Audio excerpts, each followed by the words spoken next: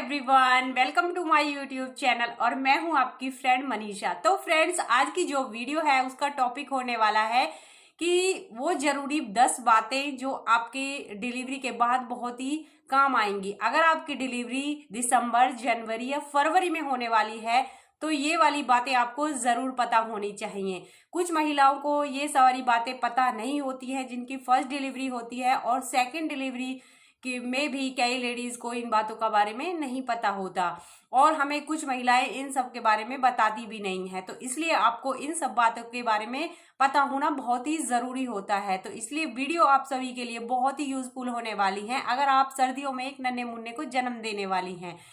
तो फ्रेंड्स, पूरा देखिए वीडियो को, बिल्कुल भी स्किप ना करें। तो चलिए फ्रेंड्स, अब वीडियो को शुरू करते हैं। वीडियो शुरू करने से पहले आप सभी से मेरी एक छोटी सी रिक्वेस्ट है, अगर चैनल पर नए हो तो प्लीज चैनल को सब्सक्राइब करें, वीडियो को लाइक करें, शेयर करें, और प्रेगनेंसी से रिलेटेड या प्रेगनेंसी के बाद डिलीवरी से रिलेटेड आप कोई भी क्वेश्चन कॉमेंट के द्वारा पूछ सकती हैं।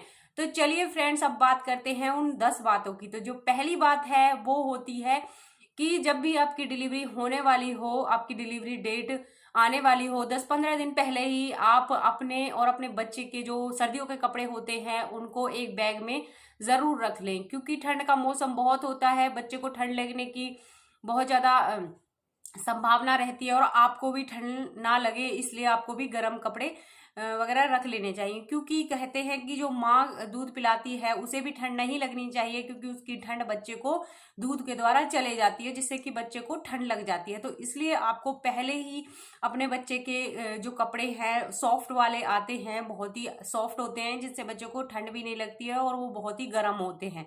तो आप उनको ऑनलाइन मंगा सकती हैं या किसी से अपनी लोकल मार्केट से मंगा सकती हैं। आपको बच्चे के कैप रख लेनी है जिससे कि उसका सिर ढका रहे, जुर्राबे जरूर रखनी है, और बच्चे के 2-3 ब्लैंकेट भी रखने हैं ताकि आपके बच्चे को बिल्कुल ठंड ना लगे। और आपको अपने लिए भी सर्दियों के कपड़े रखने हैं, गाउन वगैरह रख लेने हैं, अपनी जुर्राबे रख लेनी है, स्वेटर रखने हैं, और आपको बच्चे के लिए डाइपर्स रखने हैं, वाइप्स भी रखने हैं जो कि आपके बहुत काम आएंगे। सेकंड जो बात आपको याद रखनी है, जैसे ही आपकी डिलीवरी हो जाती है तो बच्चे का जो सिर है उसको कवर करके रखे, बच्चे के जो कान है उसको भी कवर करके रखे, और पैरों को भी, क्योंकि कहा जाता है कि पैरों से ही ठंड बच्चे के पास ज्यादा पहुंचती है। तो इसलिए आपको हमेशा अपने बच्चे के जो पैर हैं उनको सॉक्स से पहना कर रखना चाहिए, सॉक्स, और उनको ब्लैंकेट वगैरह से कवर करके रखना चाहिए। और आपको अपने लिए भी कैप वगैरह खरीद लें। आप जैसे ही डिलीवरी हो तो आपको अपने सिर को अच्छे से कवर कर लेना है, और अपने जो पैर हैं उनमें सॉक्स वगैरह जरूर पहनना है। बिल्कुल भी अपने बच्चे को ठंड नहीं लगने देनी है, क्योंकि अगर एक बारी बच्चे के पास ठंड चलेगी तो बार बार वो सर्दियों में बीमार होता रहेगा। तो इसलिए अगर आपकी डिलीवरी जल्दी होने वाली है तो आप इन सारे सामान को पहले ही इकट्ठा कर लीजिए। कई घरों में क्या होता है कि पहले से बच्चे के कपड़े नहीं खरीदे जाते हैं, बट अगर आपके मतलब कि कोई रिलेशन में छोटे बच्चे के कपड़े हों तो आप उनको ले सकती हैं। वो बहुत अच्छे होते हैं, पुराने जो कपड़े होते हैं आप उनको ले लीजिए, या फिर आपके बच्चे के जो आपका बड़ा बच्चा हो उसके कपड़ों को आप इकट्ठा कर लीजिए, छोटे छोटे कपड़े, क्योंकि सर्दियों में बच्चा टॉयलेट भी बहुत ज्यादा करता है तो बहुत सारी पजामियों की जरूरत होती है। तो आप अभी से ही सारे कपड़े इकट्ठा करके रख लें ताकि आपको डिलीवरी के बाद कोई परेशानी ना हो। आपको अपने बच्चे को पूरा कवर करके रखना है, अपने आप को भी पूरा करके रखना है। बिल्कुल भी बाहर की हवा बिल्कुल नहीं लगने देनी है अपने बच्चे को और अपने आप को भी। थर्ड जो बात है वो आपको ध्यान रखनी है, जैसे ही आपकी डिलीवरी हो जाती है तो आपको गुनगुने पानी का ही इस्तेमाल करना है, चाहे वो ब्रश करने के लिए करो या फिर टॉयलेट करने के लिए आप यूज करो, या नहाने के लिए या फिर पीने के लिए, सभी के लिए आपको गुनगुने पानी का यूज करना है। अगर आप ठंडे पानी का यूज करती हैं तो आपको बहुत जल्दी ठंड लग जाएगी, और आपका बच्चा जब आपका दूध पिएगा तो उसे भी ठंड लग जाएगी। तो इसलिए आप ठंडे पानी का बिल्कुल भी प्रयोग ना करें। 40 से 45 दिन तक आप गुनगुने पानी का ही यूज करें। और जैसे कि आपने सुना ही होगा कि लोग कहते हैं कि पानी ज़्यादा नहीं पीना चाहिए डिलीवरी के बाद। तो फ्रेंड्स, आपको पानी पूरा पीना चाहिए, अपनी बॉडी को बिल्कुल भी डिहाइड्रेट नहीं होने देना है, क्योंकि अगर आपकी बॉडी में पानी की कमी होती है तो बच्चे में भी पानी की कमी होती है और बच्चे को जल्दी दस्त लग जाते हैं। बट आपको ठंडा पानी नहीं पीना है, आप गुनगुना पानी पी सकती हैं। गुनगुने पानी से पेट बिल्कुल नहीं फूलता है, अगर आप ठंडा पानी पिएंगी तो आपका पेट ज़रूर फूल जाएगा। तो इसलिए आपको थोड़ा गुनगुना पानी ही पीना है। फोर्थ जो चीज़ है वो आपको याद रखनी है कि जैसे ही आपकी डिलीवरी हो जाए उसके 2-3 दिन बाद ही आपको अपने बच्चे को धूप में लिटाकर ज़रूर मालिश करनी है अपने बच्चे की। आप किसी से हेल्प ले सकती हैं मालिश करवाने के लिए, तो आपको अपने पूरी बॉडी पर अपने बच्चे की मालिश करनी है, जिससे कि उसकी मसल्स जो होती हैं वो स्ट्रांग हो जाती हैं और उसको विटामिन डी भी अच्छे से मिल जाती है धूप में लेटने से। और आपको अपने शरीर की भी मालिश पूरी करवानी है, पूरी बॉडी की। अगर आपकी सी सेक्शन से डिलीवरी हो रही है तो आपको जो टाके का एरिया होता है उसको छोड़ देना है और बाकी जो बॉडी होती है आपकी उसमें अच्छे से मालिश करवा लेनी है। आप किसी अपने जो भी आपके घर में सदस्य हैं या आपकी सासू मॉम है या फिर आपकी मदर हैं उनकी हेल्प ले सकती हैं, या फिर आप बाहर से कोई भी काम वाली वगैरह से मालिश करवा सकती हैं। मालिश के लिए आप सरसों का ऑयल ही लें और उसको अच्छे से गर्म कर लें। उसमें आप अजवाइन के दाने डाल सकती हैं या फिर मेथी के दाने डाल सकती हैं, या फिर आप लहसुन की कलियां भी उसमें डालकर मालिश अच्छे से अपने शरीर की करवा लें। क्योंकि क्या होता है कि जब लेडी की डिलीवरी होती है तो उसकी जो मसल्स होती हैं वो बहुत ज़्यादा ढीली पड़ जाती हैं, उनमें दर्द होता है। तो इसलिए आपको 40 दिन तक प्रॉपर अपनी मालिश करवानी है ताकि आपको बाद में कोई प्रॉब्लम ना आए, जिससे कि आपकी जो मसल्स हैं वो स्ट्रांग हो जाएं, आपका शरीर जो है कि एक्टिव हो जाएगा मालिश करवाने से। तो इसलिए आपको 40 से 45 दिन तक बिल्कुल रेस्ट करना है और अपनी मालिश और अपने बच्चे की मालिश जरूर करवानी। पांचवी जो चीज है, डिलीवरी के बाद आपको अपने खान पान पर भी पूरा ध्यान देना है। ऐसा नहीं कि प्रेगनेंसी में ही आप अपने खान पान पर ध्यान दें, आपको डिलीवरी के बाद भी अपने खान पान पर पूरा ध्यान देना है। क्योंकि अगर आप अच्छे से नहीं खाएंगी तो बच्चे के पास जो दूध जाएगा वो भी अच्छे पोषण वाला नहीं जाएगा। तो आपको अपने खाने पीने पर भी ध्यान रखना है। ठंडी चीज़ें बिल्कुल नहीं खानी है। सर्दियों में आपको फ्रूट्स भी बिल्कुल नहीं खाने हैं डिलीवरी के बाद। अगर आपको फ्रूट खाने का मन कर रहा है तो आप पपीता खा सकती हैं, जो कि आपके पेट को अच्छे से साफ कर देगा और वो गर्म तासीर का भी होता है। पका हुआ पपीता, पीला पपीता आपको खाना है। नेक्स्ट आपको अजवाइन के लड्डू ज़रूर खाने हैं डिलीवरी के बाद, क्योंकि जो अजवाइन के लड्डू होते हैं वो बहुत ज़्यादा गर्म होते हैं, जो कि बच्चे के लिए भी नुकसानदायक नहीं होते और आपके लिए भी। आपका बिल्कुल जो पेट है वो जैसे कि बाहर निकल जाता है क्या लेडीज़ का, तो वो बिल्कुल सही हो जाएगा, अंदर की तरफ चला जाएगा और आपका जो पेट है बिल्कुल साफ़ हो जाएगा, आप फ्रेश अच्छे से हो पाएंगी। और आप जैसे कि डिलीवरी के बाद क्या होता है, कब्ज़ हो जाती है, तो ये कब्ज़ में भी बहुत अच्छे होते हैं। आपको बिल्कुल कब्ज़ नहीं होगी अजवाइन के लड्डू से। आप अगर आपका पेट ज़्यादा फूल गया है तो आप क्या कर सकती है, गर्म पानी में अजवाइन और जीरा डालकर उस गर्म पानी को छान कर जब भी आप पानी पिए तो इसी तरह का पानी पिए। और छठी जो चीज़ है, आपको अपनी डाइट में 40 दिन तक बिल्कुल दलिया लेना है, या फिर आप खिचड़ी भी ले सकती हैं उसमें घी डालकर, और या फिर आप एक छोटी सी रोटी और आपको दाल लेनी है। यही आपको डाइट पूरे 40 दिन तक खानी है। आप चीकू भी खा सकती हैं, वो भी गर्म तासीर का होता है। तो यही दो फ्रूट्स आपको खाने हैं, पपीता और चीकू।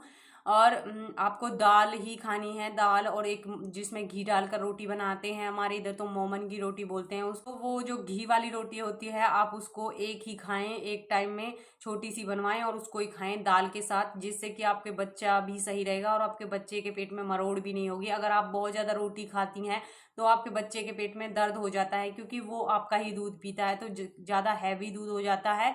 तो इसलिए आपको 40 दिन तक एक एक रोटी ही खानी है। एक टाइम आप एक रोटी और दाल खा सकती हैं और एक टाइम आप दलिया या फिर खिचड़ी खा सकती हैं।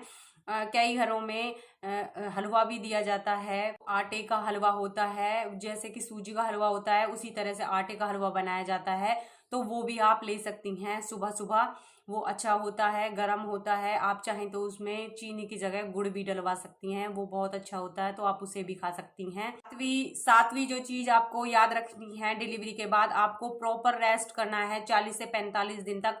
अगर आप ऐसा नहीं करती हैं तो अभी तो आपको ऐसा लगेगा कि मैं बहुत एक्टिव हूँ और मुझे कुछ नहीं हुआ है, बट बाद में फ्यूचर में आपको पछतावा ही होगा।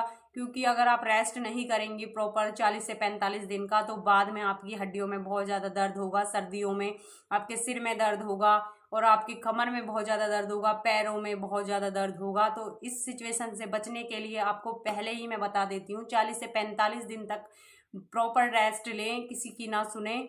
चाहे काम पड़ा है तो पड़ा रहने दें, बट डिलीवरी के बाद आपको 40 से 45 दिन का रेस्ट ज़रूर करना है। चाहे आप किसी मेड को लगा ले काम करने के लिए, पर आपको रेस्ट ज़रूर करना है ताकि आप बाद में ना पछताएं। 8वीं जो चीज आपको जरूर याद रखनी है, जैसे ही सर्दियों में डिलीवरी होती है तो हम क्या करते हैं, रूम हीटर का यूज करने लगते हैं। तो रूम हीटर का यूज आपको बहुत देर तक नहीं करना है। अगर आप 5-10 मिनट तक कर सकती हैं उसका यूज, जब भी आपका कमरा गर्म हो जाए तो आप उसको बंद कर दें, क्योंकि सफोकेशन हो जाती है, बच्चे को सांस लेने में प्रॉब्लम होती है। जो रूम का टेम्परेचर होता है वो काफ़ी हाई हो जाता है, जिससे कि ऑक्सीजन पूरे रूम की मर जाती है और सांस लेने में प्रॉब्लम होती है। तो इसलिए आपको रूम हीटर का बिल्कुल भी यूज़ नहीं करना है। आप 10-15 मिनट कर सकती हैं, पूरा पूरा दिन या पूरी पूरी रात आपको रूम हीटर का यूज़ नहीं करना है। और आपको एक बात और याद रखनी है, जब भी आपका बच्चा अकेला हो, आप उसे छोड़कर जाएं तो बिल्कुल भी रूम हीटर को ऑन करके ना जाएं। जब आप रहें वहां पर जब ही रूम हीटर को ऑन करें, अन्यथा आप बिल्कुल भी रूम हीटर को ऑन ना करें। ये बात आपको ज़रूर याद रखनी है, क्योंकि कई बार क्या होता है, जब हम रूम हीटर को ऑन करके चले जाते हैं तो कई बार उसमें आग भी लग जाती है, जो बहुत खतरनाक होती है बच्चे के लिए। तो इसलिए आपको बिल्कुल भी ऐसा नहीं करना है। तो फ्रेंड्स, 9वीं जो चीज़ है वो आपको याद रखनी है कि जैसे ही क्या होता है, जब डिलीवरी होती है, जब न्यूबॉर्न बेबी होता है, तो बाहर के लोग उससे मिलने के लिए आते रहते हैं।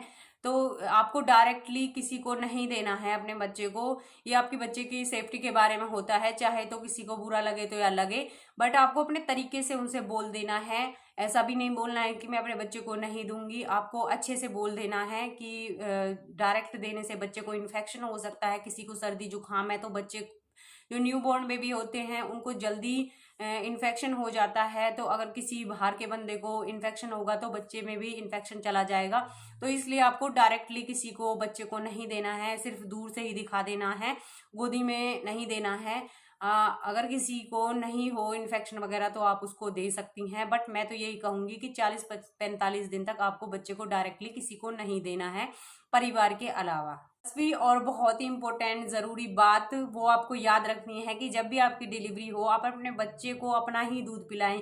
कई माएँ क्या होती हैं कि वो बच्चे को बोतल लगा देती हैं, तो वो अच्छा नहीं होता है। इससे बच्चे का जो दिमाग है वो भी अच्छे से विकास नहीं होता है उसका। आपको अपना ही दूध पिलाना है, क्योंकि कहते हैं माँ का जो दूध होता है वो अमृत के समान होता है। तो 6 महीने तक आप अपने बच्चे को ज़रूर अपना दूध पिलाएं।